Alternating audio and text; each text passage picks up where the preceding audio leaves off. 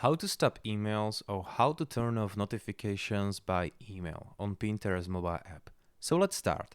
First, open the application and then go down here and click on your profile picture. Here in the corner, click on these three dots. And next, settings. Now you will find here notifications. Click on it. And here you can choose on notifications on Pinterest, by email, or by push notification. We're gonna choose email. We're gonna stop emails. Okay, and you can choose section or department which would you like to stop. So just click on this square here.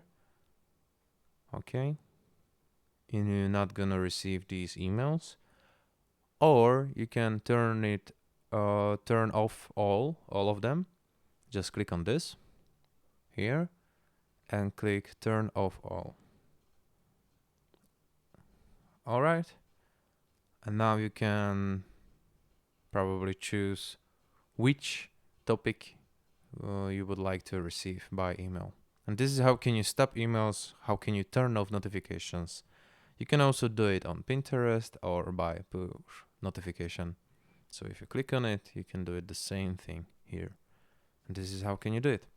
Guys, thank you for watching. If this video was helpful, please hit the like button. If you want to support this channel, please subscribe and see you one click later. Goodbye.